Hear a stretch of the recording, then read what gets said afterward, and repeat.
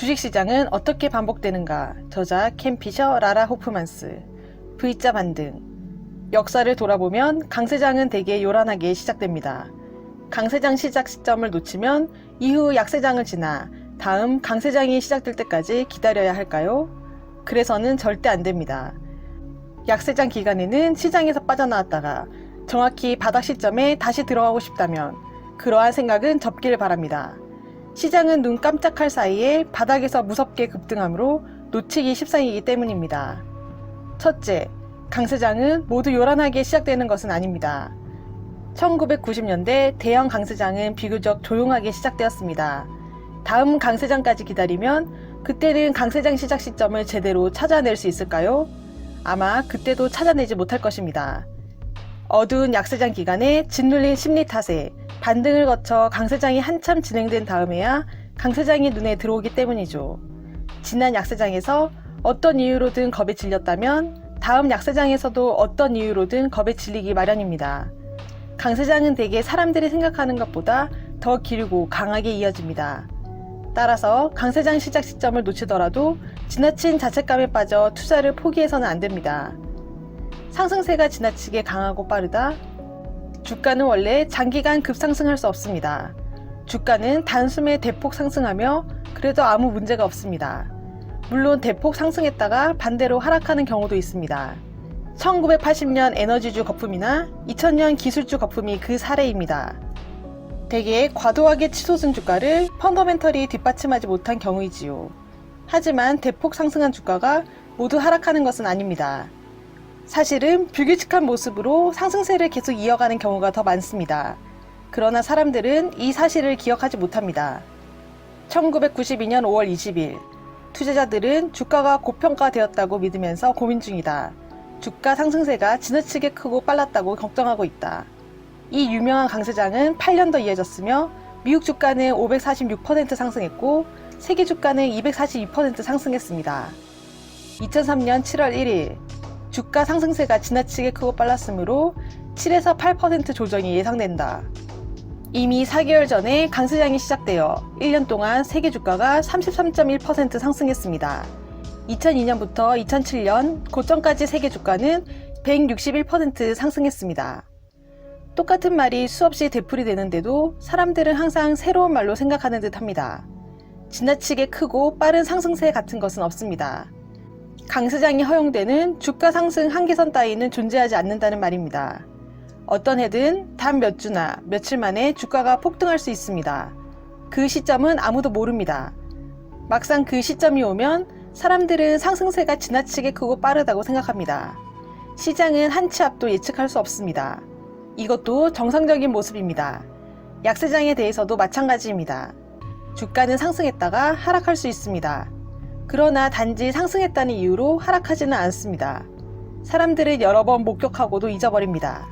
누군가 상승세가 지나치게 크고 빨랐다라고 말하면 무시하세요. 펀더멘털이 악화되었다는 근거를 제시하지 못하면서 상승세가 지나치게 크고 빨랐다라고 말하는 사람은 자신의 기억력이 나쁘다는 사실만 드러낼 뿐입니다.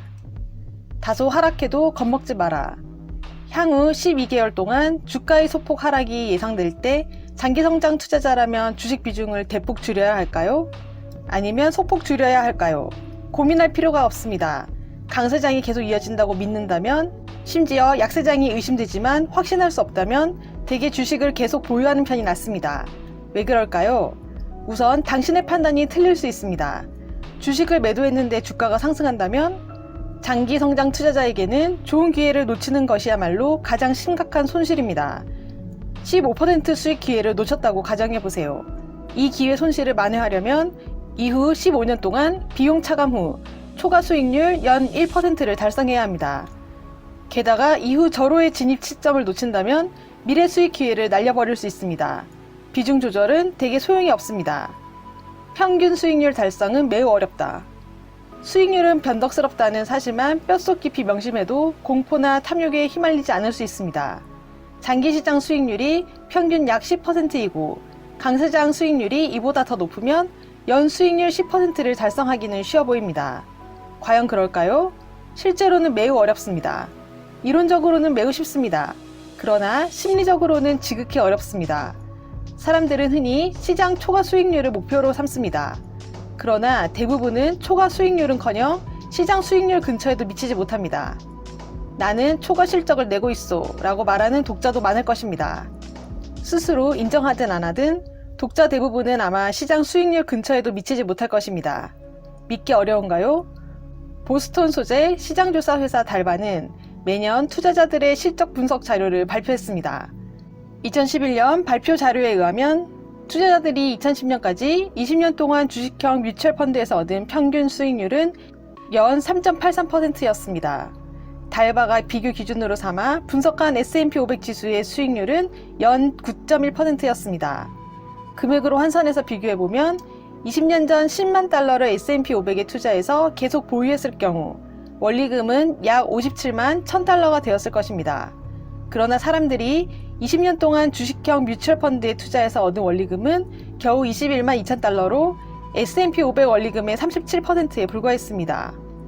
투자자들의 평균 실적이 S&P 500보다 크게 뒤처지는 이유는 무엇일까요? 잘못된 시점에 주식을 사거나 팔기 때문입니다. 달바의 추산에 의하면 뮤추얼 펀드 투자자들의 평균 보유 기간은 3.27년에 불과합니다. 내가 만나본 사람들은 말합니다. 손쉽게 S&P 500 ETF에 사서 묻어두면 되는데 왜 자산 운용사에 돈을 맡겨야 하죠? 나도 동의합니다. 그러나 내 경험을 돌아보면 실제로 그렇게 할 수 있는 사람은 극소수에 불과합니다. 달바가 발견한 사실도 바로 이것입니다. 즉, 사람들은 사서 묻어두기가 쉽다고 생각하지만 절대 다수가 그렇게 하지 못한다는 것이죠. 사람들은 초과 수익을 얻으려고 적극적으로 이런저런 펀드를 선택해서 매수합니다. 그 펀드의 실적이 부진하다고 생각하면 더 근사한 펀드를 선택해서 묻어둡니다. 하지만 이러한 방식으로는 초과 수익을 얻지 못합니다. 시장 수익률도 따라가지 못합니다. 사람들은 빈번하게 매매할 뿐만 아니라 그 시점도 잘못 선택하기 때문입니다. 주가가 폭락하는 해에는 겁에 질려 장기 평균 수익률을 얻지 못할 것이라 생각합니다. 그래서 위험을 낮추려고 보유 주식을 대폭 줄입니다. 장기 목표에서 이탈하게 됩니다. 주가가 폭등하는 해에는 탐욕과 가신에 휩쓸려 보유 주식을 늘려 위험을 높입니다. 역시 장기 목표에서 이탈합니다. 그러나 이후 찾아오는 주가 하락세에 큰 손실을 봅니다. 이러한 행동을 수없이 되풀이합니다. 사람들은 과거 실수로부터 배우지 못합니다. 사람들은 1990년대 말 기술주 열풍을 쫓다가 타격을 입고 겁에 질려 2002년 강세장을 놓쳤습니다. 그리고 다시 투기 열풍에 휘말렸다가 또 타격을 입고 겁에 질려 2008년 이후 역사적 반등장을 놓쳤습니다. 시장 수익률은 변동성이 큽니다. 이것이 정상적인 모습입니다. 이 사실만 기억해도 일반 펀드 투자자들보다 좋은 실적을 얻을 수 있습니다. 책 주식시장은 어떻게 반복되는가? 저자 켄 피셔, 라라 호프만스. 역사에서 배우는 켄 피셔의 100점 불태 투자 전략에 대해 자세한 내용이 궁금하신 분들은 이 책을 읽어보시길 권해드립니다. 구독과 좋아요로 부연책방으로 입장하세요. 감사합니다.